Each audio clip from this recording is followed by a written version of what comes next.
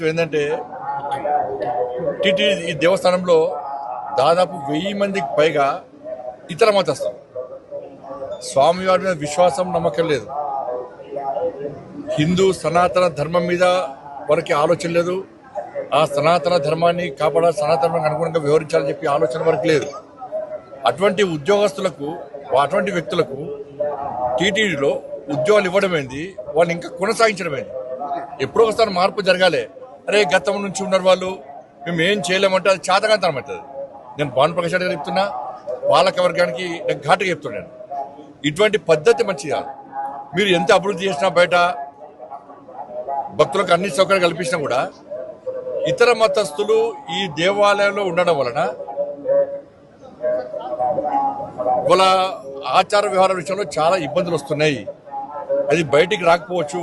ఏదో సత్రం కాదు ఇది, అన్ని మతాలకు ఇవ్వడానికి ఏదో సత్రం కాదు.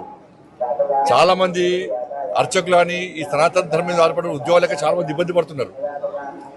కాబట్టి జీతభత్యాలు ఇచ్చుకుంటూ స్వామివారి మీద విశ్వాసం నమ్మకం లేని వ్యక్తులను ఏ విధంగా మీరు ప్రోత్సహిస్తారు?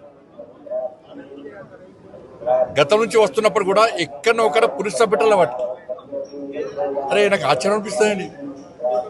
ఇతర దేశాలకు దేశం సత్రంగా మారింది, తెలుగు రాష్ట్రాలు సత్రంగా మారింది. వాళ్ళకి ఆధార్ కార్డు ఇస్తాము, పాస్పోర్ట్లు ఇస్తాము, వాళ్ళకు రేషన్ కార్డు ఇస్తాము, వాళ్ళకి డబుల్ బెడ్రూమ్లు ఇస్తాము, వాళ్ళకి పెన్షన్ ఇస్తాము. ఇతర మతస్థులకు టీటీడీలో ఉద్యోగాలు ఇస్తాము.